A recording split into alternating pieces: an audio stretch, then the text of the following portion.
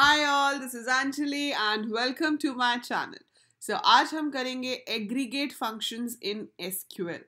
So आपके पास function का मतलब क्या होता है? आप किसी भी coding language में काम कर रहे हो, a function means a well-defined block of code, जिसका एक नाम है और उस नाम के थ्रू आप उससे काम करा सकते हो. तो नाम बहुत काम की चीज़ है and that is how you call a function.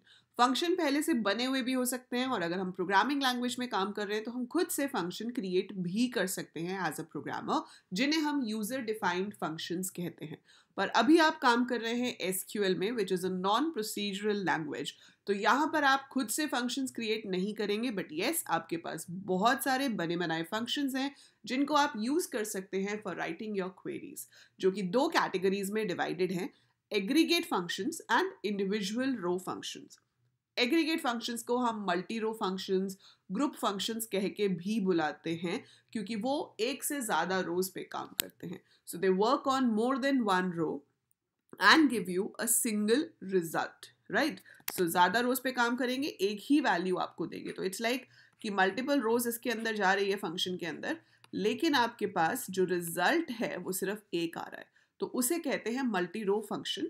So multi row function कह सकते हो, ग्रुप फंक्शन कह सकते हो, एग्रीगेट फंक्शन कह सकते हो. You can call them anything.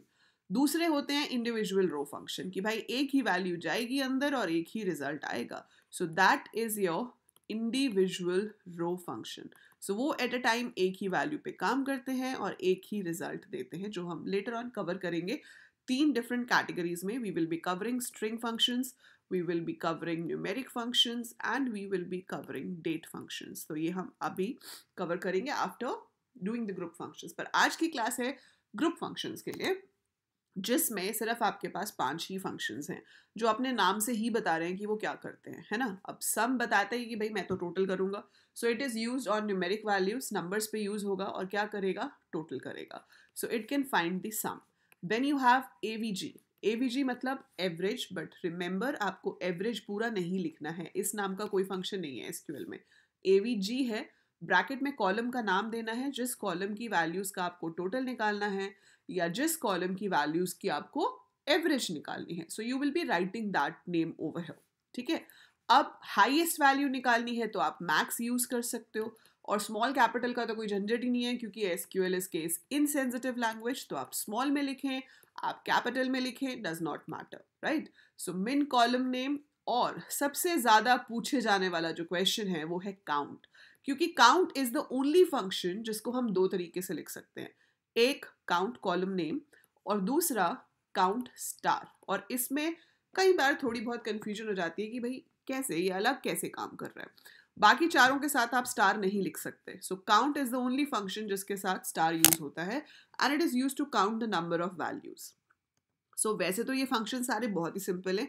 जैसे कि अगर मेरे पास मान लो एक टेबल है, प्रोडक्ट शॉप डेटाबेस है, and I have a table named product. So ये डेटा है मेरे पास, ठीक है. अब मैं इसमें काउंट करके देखना चाहती हूँ कि कितने प्रोडक्ट्स हैं. तो I can write select count name from product. Simple. So I get that I have 8 products. हाँ जी, बिल्कुल सही, हमारे पास 8 प्रोडक्ट्स हैं. तो ये बिल्कुल सही कह रहा है कि हमारे पास 8 प्रोडक्ट्स हैं, ठीक है. अब क्या करना है, मुझे देखना है कि मेरे पास टोटल क्वांटिटी कितनी है प्रोडक्ट्स की. तो मैंने क्या लिखा, सिलेक्ट सम, और ब्रैकेट में लिख दिया क्वांटिटी फ्रॉम प्रोडक्ट. सो इसने क्या किया कि जितनी भी क्वांटिटी की वैल्यू थी 7 + 3 10 plus this plus this plus this, ठीक है. अब आपने यहाँ पे एक चीज नोटिस की होगी, हमने पिछली वीडियो में किया था कि अगर किसी ऑपरेशन में नल यूज होता है तो पूरा का पूरा रिजल्ट नल हो जाता है. पर वो मैंने आपको बताया था इंडिविजुअल रो के लिए, लेकिन ये ग्रुप फंक्शंस हैं. ग्रुप फंक्शन में आपका रिजल्ट नल नहीं होता, रादर उस नल वैल्यू को ही हम इग्नोर कर देते हैं.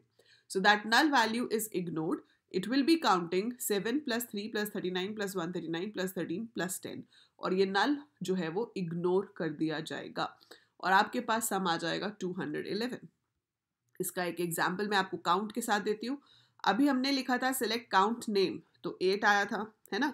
अगर आप यहाँ पर सिलेक्ट काउंट PID करोगे तो आपके पास 8 आएगा.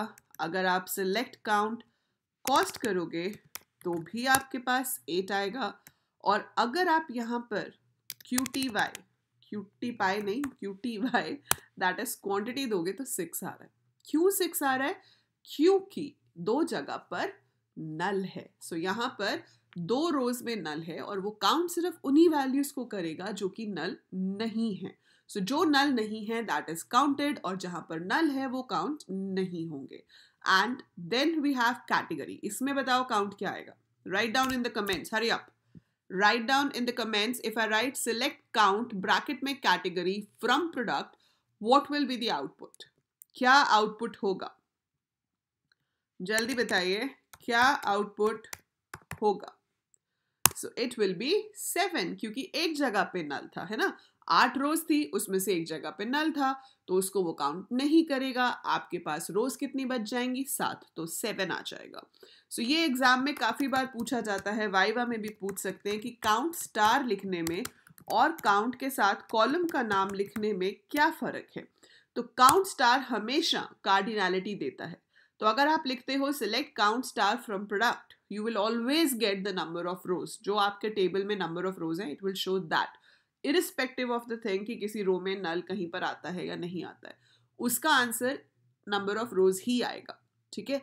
लेकिन हम काउंट के साथ अगर कॉलम का नाम देते हैं तो अगर नल वैल्यू है उस कॉलम में तो वो काउंट नहीं होगी, जबकि काउंट स्टार में सारी की सारी रोज आपकी काउंट होती हैं। Fine. So that is the difference between count के साथ कॉलम का नाम एंड काउंट स्टार। हम ये भी कहते हैं कि count star gives you the cardinality. अगर आपसे कभी पूछ लिया जाए कि कौन सी कमांड से टेबल की कार्डिनैलिटी पता चलती है, so it is select count star from product. I hope the difference is clear.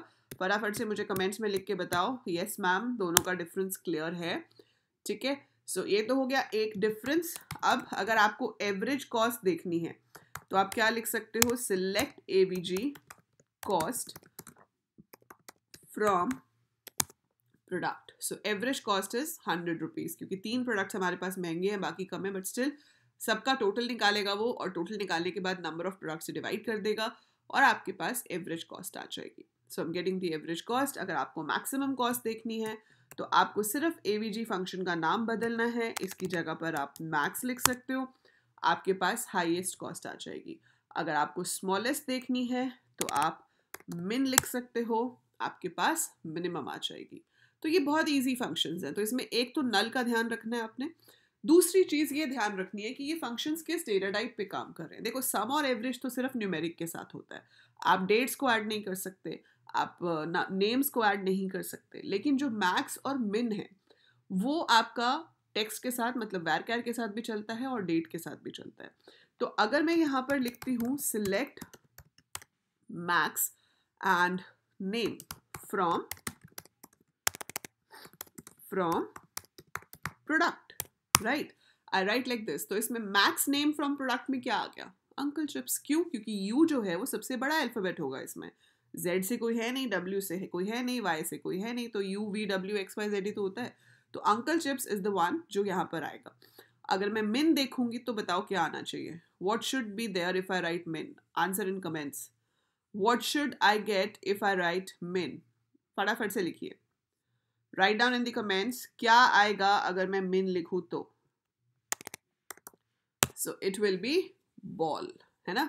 So select min name from product. So it is going to show ball, क्योंकि B, A से कोई है नहीं product, ball है B से, book है, और दोनों में से छोटा कौन सा है?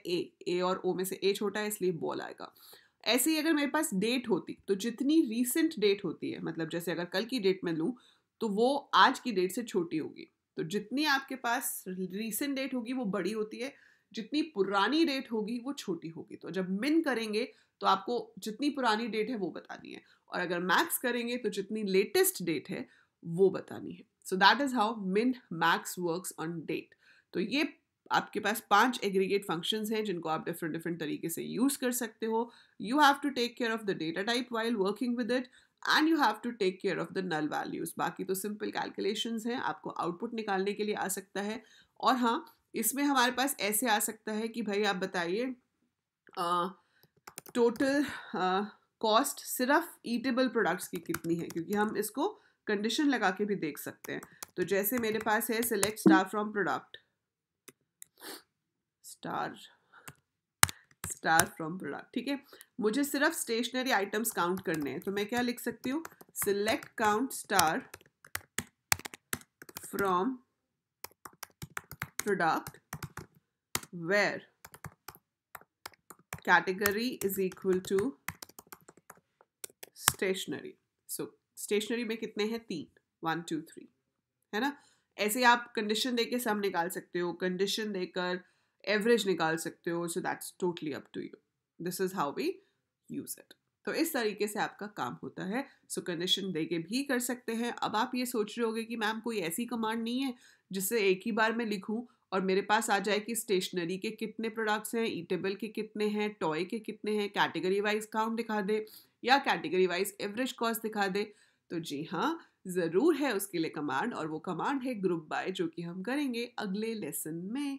So that is it for this video. अभी आप इसी को प्रैक्टिस कीजिए कि एग्रीगेट फंक्शंस क्या होते हैं, कैसे यूज होते हैं, and in the next video I will be showing you how to use group by with these aggregate functions. So that is it for this video. जाने से पहले लाइक ज़रूर करके जाइएगा अगर आपको ये सब कुछ समझ आया जो मैंने एक्सप्लेन किया, and subscribe the channel if you haven't subscribed. It's absolutely free, and share it with all your friends and all your colleagues if you're working, and tell them to subscribe as well.